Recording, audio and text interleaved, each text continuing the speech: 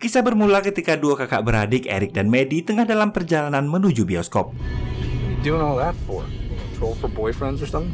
You obviously don't know. And who says it's a boyfriend I am hunting for? Oh. 16? I mean, I just got these boobs. Jesus, Maddie, stop. Di tengah perjalanan tiba-tiba Eric menawari si adik yang baru lulus kursus mengemudi untuk mengendarai mobilnya. Tentu saja, Maddie begitu senang mendapat tawaran tersebut. I can drive your truck? I don't know, can? Really?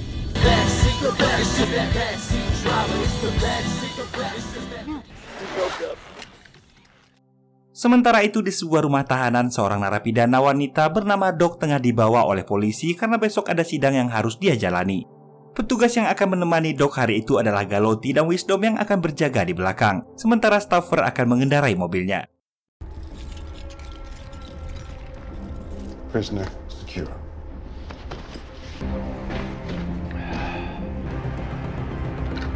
Mr. Wisdom, how'd you get a name like that when you're such a dumbass? Next time, it'll be your face, Miss Brown. See how you testify against patriots spitting your teeth out. Take your seat, Mr. Galati. Yes, sir, Mr. Wisdom. Di kejauhan beberapa pria dan seorang wanita juga tengah bersiap setelah mengamati mobil tahanan yang telah berangkat. Menggunakan dua van dan sebuah minibus, mereka mulai bergerak. That ain't love. What is?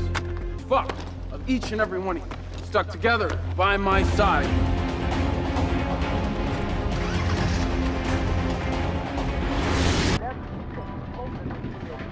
Don't I always tell you to go potty before we hit the road, Mr. Wisdom? What'd you say to me? Your leg, pumping like you had 10 cups of coffee. Shut up. Mobil tahanan yang membawa Doc melintas tepat di samping mobil Eric dan Madeline yang sedang menepi. Sementara tiga mobil lain yang tampaknya sedang membuntuti mobil tahanan kini berada tepat di belakang Eric dan Maddie. Ketika akan memasuki sebuah jembatan bernama Tobin, Maddie sempat dibuat jengkel oleh minibus yang tiba-tiba saja menyalip. Diketahui setelah bertahun-tahun ternyata Eric baru saja pulang ke rumah, dan dia juga baru tahu jika saat ini ibu mereka yang janda telah memiliki kekasih baru. Ketika asik bercerita, dua mobil yang tadi menyalip Eric dan Maddie telah mendahului mobil tahanan dan seketika memalangkan mobil tersebut hingga membuat kemacetan di atas jembatan. In position.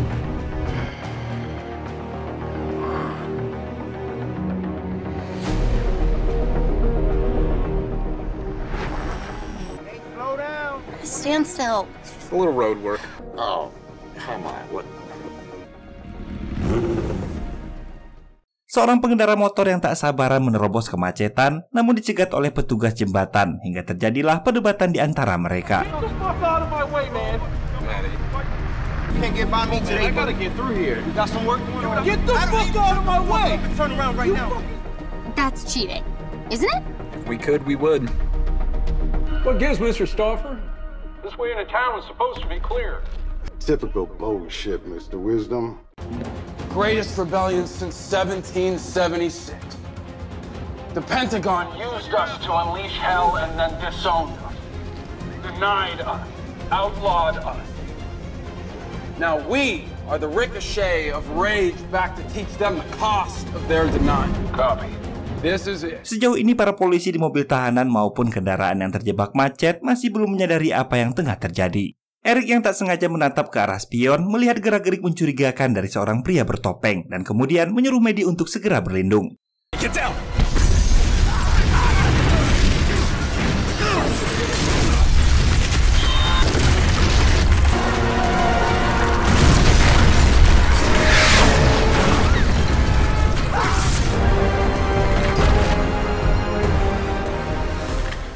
Terjadi dua ledakan besar dari arah depan dan belakang mobil tahanan dan kemudian memutus jalan, hingga membuat beberapa mobil terjebak dan terisolasi dari dataran. Ternyata kelompok bersenjata yang sedari tadi mengikuti mobil tahanan dan meledakkan jembatan adalah mantan pasukan Redcon, tentara bayaran swasta Amerika yang pernah bertugas di Timur Tengah, dan kemudian mereka ditangkap saat kembali karena ketahuan telah menghabisi warga sipil dalam misi mereka. Jimmy Roken, pimpinan tim Redcon, dan beberapa orang anggotanya berhasil melarikan diri dari tahanan. Sementara itu, Doc adalah satu-satunya mantan tim Redcon yang berkhianat lalu bersaksi tentang kejahatan yang telah dilakukan Jimmy semasa bertugas.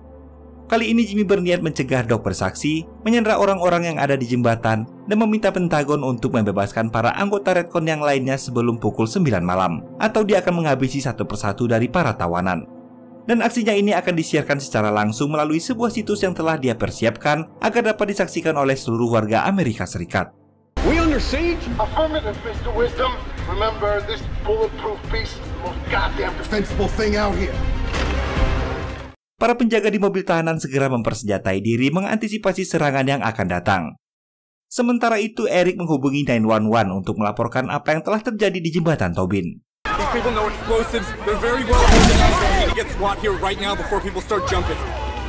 Singkat cerita, para teroris mulai beraksi.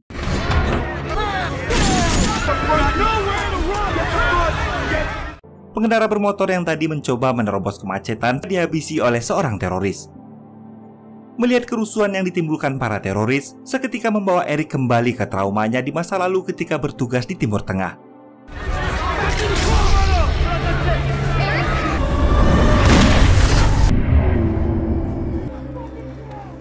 Menggunakan sebuah drone, Kilo memberitahu Jimmy jika target mereka telah dalam posisi sesuai dengan rencana.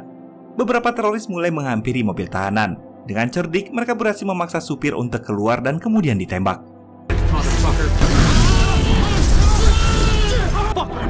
No, don't!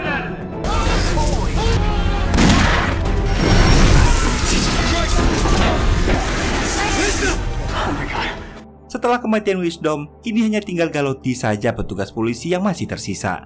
Para teroris mulai mengikat tangan dan mengambil handphone satu persatu milik para pengendara lainnya. Ketika seorang teroris bernama Tango tiba di mobil Eric dan Maddie beralasan jika dia tak membawa ponselnya karena tengah belajar mengemudi dan dilarang membawa ponsel oleh Eric agar tetap fokus mengendarai mobilnya.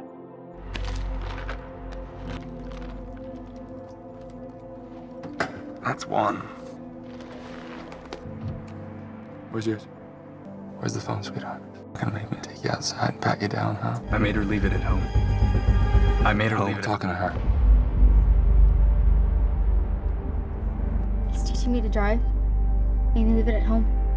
To find out that you were lying to me. We got a little glass of hair there, sweetheart. There it is. Hands. Tiba-tiba seorang pengendara mencoba menjadi pahlawan dan berhasil menembak salah satu teroris wanita bernama Sierra. Sayang sekali pria yang mirip Jason Statham itu harus tewas, sementara Sierra berhasil selamat berkat topeng anti peluru yang mereka gunakan. Para polisi yang telah mengetahui aksi terorisme yang sedang terjadi di jembatan Tobin segera bergerak dari darat dan udara untuk menuju lokasi tersebut. Eric sang patriot tak dapat menahan dirinya dengan berdiam diri saja tanpa melakukan apapun. Pada Maddie dia mengatakan ketika bertugas tangannya sempat terkilir, namun kejadian itu membuatnya dapat membengkokkan jarinya, hingga inilah cara Eric untuk dapat melepaskan ikatan tangannya. Eric meminta Maddie tetap tenang, sementara dia akan mencari cara untuk menyelamatkan adiknya tersebut. Eric diam-diam menghampiri teroris bernama Tango itu dan...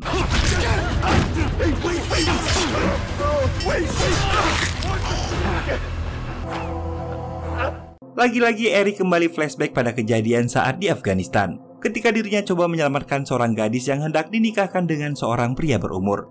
Meskipun saat itu atasan Eric memerintahkannya untuk tak ikut campur, namun Eric tetap peduli pada gadis tersebut. Namun ketika Eric membawa gadis itu, ternyata kepala suku malah menembak gadis itu tepat di hadapan Eric.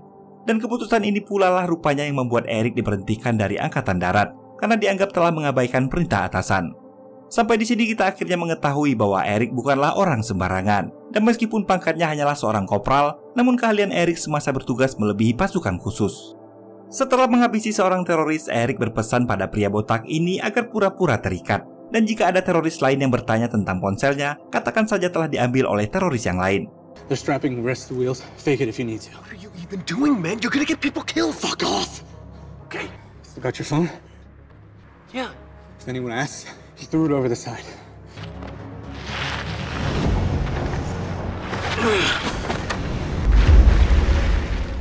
Sementara itu di mobil tahanan, rupanya diam-diam Galotti telah punya kesepakatan dengan para teroris untuk menyerahkan Doc dengan imbalan bayaran yang besar. Mobil tahanan yang seharusnya tak mungkin dibobol itu, akhirnya dengan mudah dapat diambil alih setelah Galotti membukakan pintu dan menyerahkan Doc pada mereka. Para teroris mengajak Galotti ikut bersama mereka menemui Jimmy untuk menerima bayaran dan meninggalkan Doc yang masih terkurung.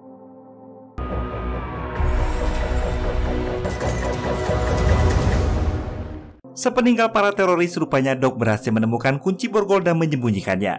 Berpindah ke Eric, rupanya dia menggunakan pakaian anti peluru, topeng serta alat komunikasi milik teroris tadi.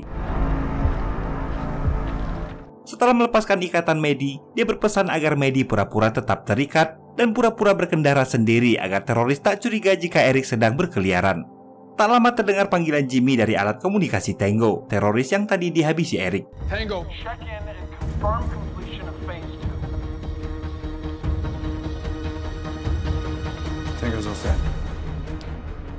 All right, everyone. Stay alert. Pak tua pengendara mobil pemadam di belakang mobilnya Eric melihat aksi Eric dan memberikan kode support atas apa yang sedang dia lakukan. Di sisi lain jembatan terlihat tim SWAT dan para polisi yang dipimpin oleh perwira senior bernama Terry telah bersiaga untuk mengawasi dan menunggu waktu yang tepat untuk menggagalkan aksi penyanderaan ini. Namun tanpa mereka sadari, seorang sniper dari teroris juga telah bersiaga untuk mengawasi pergerakan polisi. Jimmy lalu menghubungi Terry untuk memberitahunya bahwa jika polisi berani macam-macam, maka inilah yang akan terjadi. Please hold. Copy.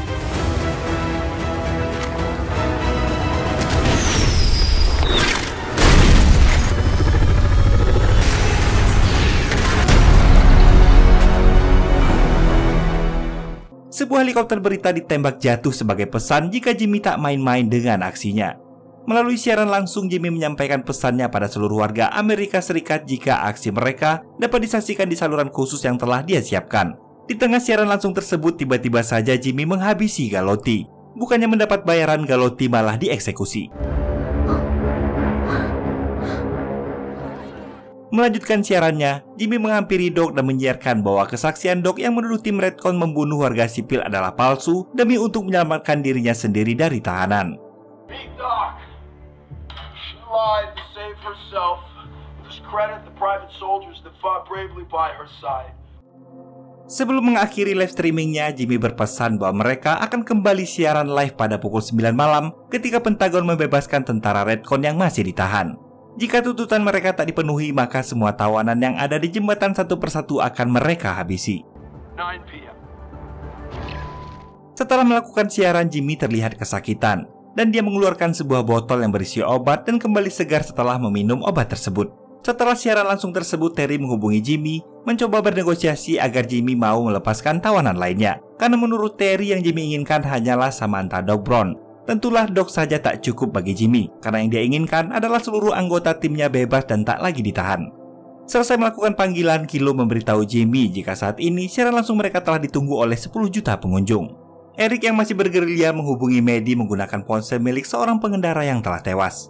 Dari Maddie yang melihat berita dari internet, Eric mendapat informasi bahwa para teroris telah mengeksekusi seorang polisi, dan tahanan yang sedang mereka incar adalah seorang wanita bernama Samantha Doc. Setelah mengakhiri panggilan, Eric berbincang dengan Pak Tua di truk pemadam bahwa dia adalah Ranger Angkatan Darat, dan rupanya Pak Tua juga adalah seorang veteran Vietnam. You fought? Back in the Stone Age.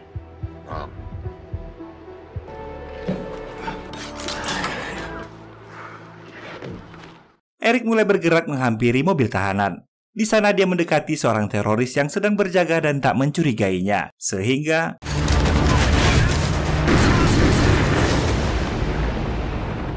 setelah berhasil menghabisi teroris penjaga, Eric lalu menghampiri Doc yang ada dalam sel mobil tahanan.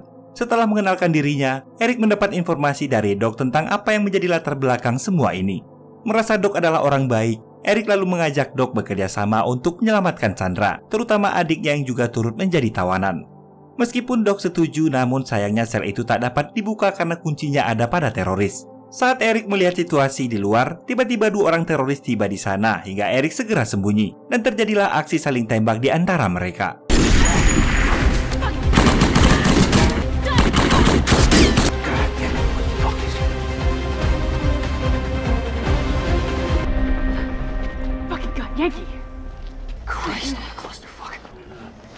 Sementara itu, kepolisian dan tim SWAT terlihat tengah mencari cara untuk dapat masuk dan menyeberangi jembatan. Eric yang masih selamat dan saat ini berada bersama Maddie, tiba-tiba mendapat panggilan dari Jimmy dan mengancam bahwa setelah apa yang Eric lakukan, Jimmy akan memburunya dan menghabisi semua orang yang dia sayangi.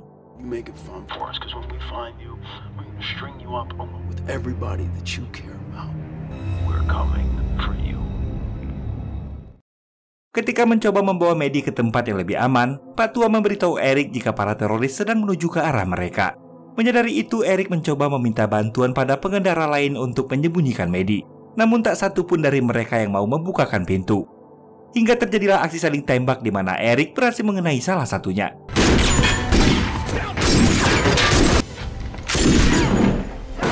Ketika dihampiri, peluru Eric habis hingga harus menghabisi pria itu secara manual.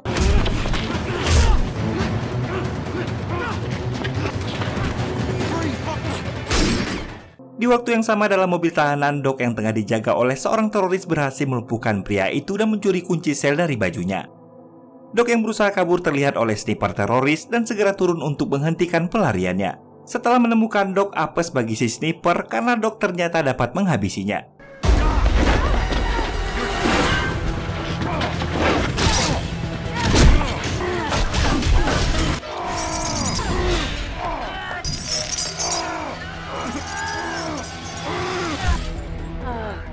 Eric yang tengah bersembunyi tiba-tiba dihampiri oleh drone teroris hingga mengetahui lokasi persembunyian dan wajahnya. Tepat setelah menembak drone teroris, tiba-tiba ternyata itu adalah Maddie yang tadi bersembunyi dan balik menghampiri kakaknya. Menggunakan sebuah motor, Eric kemudian membawa Maddie untuk nekat mencoba melompati jembatan yang putus.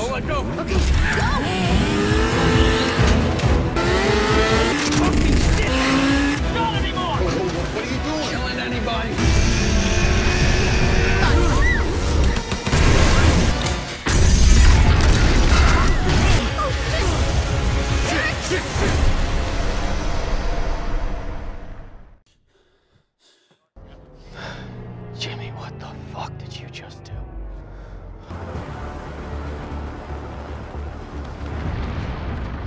Search this end. Tell Sierra to sweep south. What about you? Melihat ledakan barusan, Terry menghubungi Pentagon agar tuntutan teroris ini dapat segera mereka penuhi. Sebab Terry tak ingin mengambil risiko terhadap nyawa puluhan orang yang terjebak di jembatan Tobin. Dikira aksinya telah berakhir, ternyata Eric dan Maddie berhasil selamat dari ledakan dahsyat tersebut. Singkat cerita, setelah berhasil menaiki lorong jembatan, Eric dan Maddie dibuat terkejut ketika mengetahui ternyata sepanjang jembatan ini telah dipasangi peledak. Menyadari hal ini, Eric sempat berpikir untuk segera meninggalkan jembatan dan menyelamatkan adiknya. Namun Maddie menolak keputusan Eric dan memintanya untuk menyelamatkan para sandera di atas.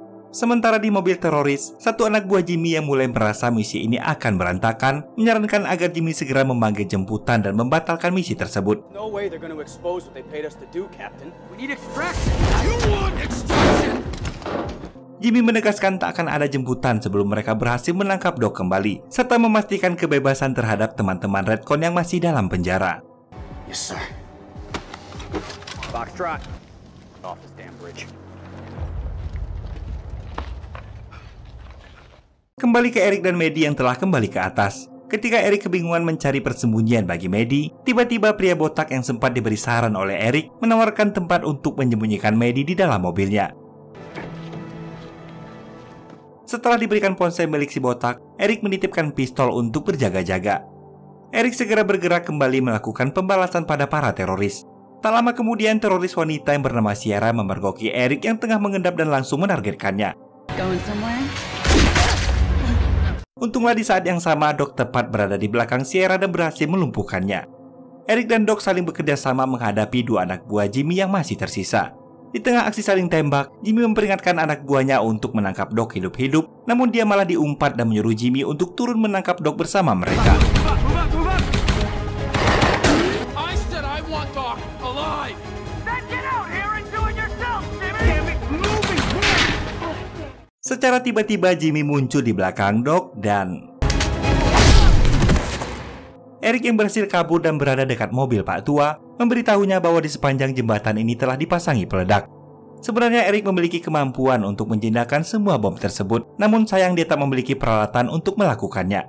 Mendengar itu, Pak Tua lalu mengatakan jika dia memiliki semua peralatan yang Eric butuhkan, dan dereknya juga dapat digunakan untuk menurunkan Eric ke bawah jembatan. Falling apart, much like this bridge over troubled waters.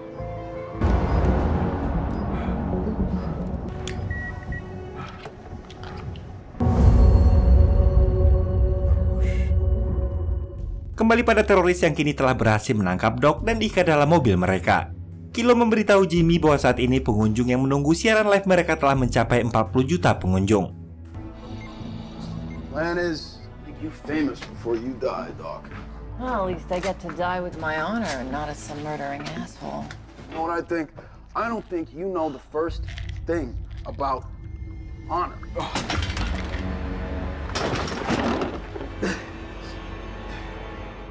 Tiba-tiba Jimmy kembali ambruk ketika akan meminum obatnya. Ternyata selama ini Jimmy menderita kanker otak stadium akhir, dan karena itulah dia nekat melakukan teror gila ini agar dikenal semua orang, sekaligus menjadi hal terakhir yang dapat dia lakukan bagi anak buahnya yang masih ditahan. Sementara itu, saat Eric telah berhasil menjinakkan setengah dari bom yang ada di bawah jembatan, tiba-tiba dua teroris menghampiri Pak Tua dan menyadari keanehan dari derek Pak Tua yang mengarah ke bawah jembatan.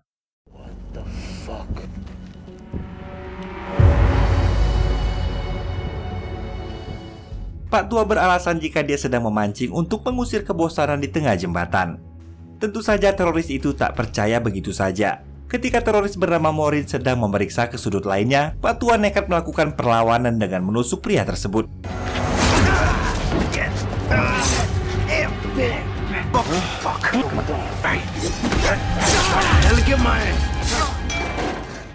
Sayang sekali Pak Tua harus tewas sebagai seorang patriot di tangan teroris yang bernama Jeff. Maureen yang teringat jika Eric tadi bersama seorang gadis kecil, lalu meninggalkan rekannya Jeff untuk mencari keberadaan Maddie. Tak butuh waktu lama, dia pun sampai di mobil pria botak dan mencurigai gerak-gerik mereka.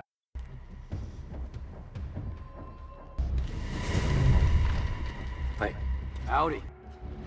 Let's go. You're coming with me. Move!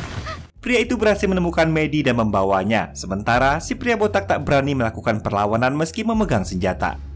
Setelah mendapatkan Maddie, Jimmy memberikan peringatan pada Eric melalui pengeras suara agar dia segera menghentikan aksi dan menyerahkan diri.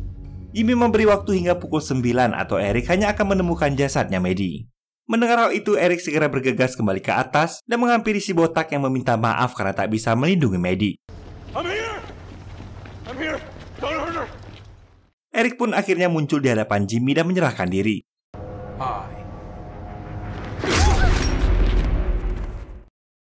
Setelah dipukul hingga tak sadarkan diri, ternyata Maureen telah mengikat tangannya. Karena waktu telah menunjukkan pukul 9, maka Jimmy mempersiapkan siaran langsungnya yang akan segera dimulai dengan menampilkan Doc yang tengah membaca tulisan yang telah disiapkan Jimmy untuknya. I'm not reading this. The mistakes will hurt her.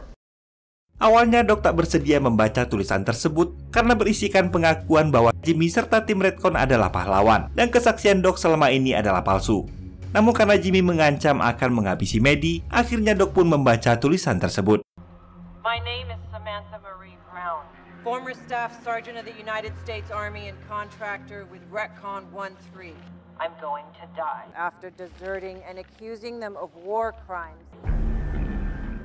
Tepat setelah Doc membacakan pernyataannya, Jimmy mengambil ancang-ancang untuk mengeksekusi mantan anak buahnya tersebut. Tapi tiba-tiba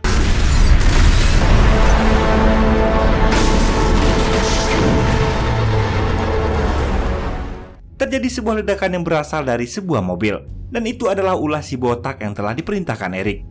Melihat kesempatan, Eric yang telah berhasil melepaskan ikatan tangannya langsung memberi perlawanan pada Jimmy. Begitu pula dengan Doc.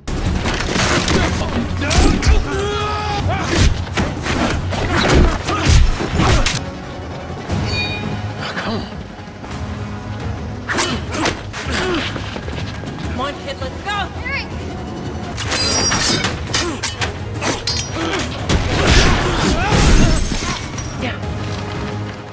Setelah berhasil menjatuhkan Jimmy, tiba-tiba Jimmy mengambil sebuah pistol dan membuat Eric segera bersembunyi di atas mobil.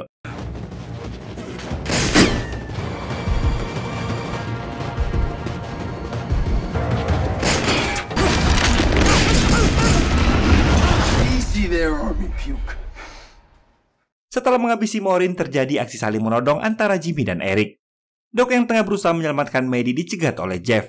Beruntunglah si botak telah mengumpulkan keberaniannya dan berhasil menghabisi Jeff. Kepolisian yang sedari tadi tak ada kerjaan, lalu menerbangkan drone militer yang dilengkapi dengan senjata mode sniper dengan target yang akurat. Kembali pada Eric yang ternyata berhasil dilumpuhkan Jimmy, di mana saat itu Jimmy yang telah mendapat kabar jika pasukan Redcon yang dipenjara telah dibebaskan, berencana untuk meledakkan jembatan. Namun Eric mengatakan jika ini semua telah berakhir sebab dia berhasil menonaktifkan semua peledak. Tak kehabisan akal, Jimmy ternyata telah mempersiapkan rencana kedua, di mana dia memiliki puluhan peledak C4 yang siap untuk diledakkan di dalam mobilnya. Eric? Maddie, God. Are you okay? Tak ada pilihan, akhirnya Eric menghampiri Doc dan minta maaf karena Doc harus menyerahkan diri kepada Jimmy.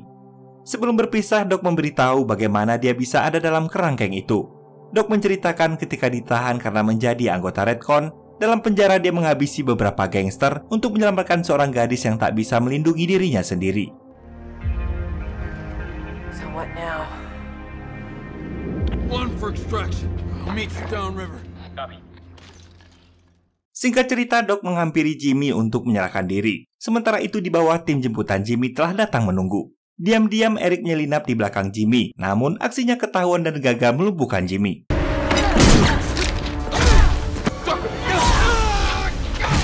Meski Doc sempat menusuk kaki Jimmy dengan sebuah pisau, namun hal itu tak menghentikan aksinya untuk tetap meledakkan bom yang ada di dalam mobil.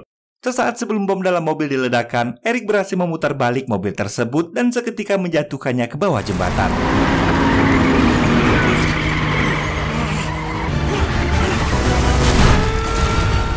Ledakan dahsyat itu berhasil turut menghabiskan Jimmy beserta jemputannya yang telah menunggu.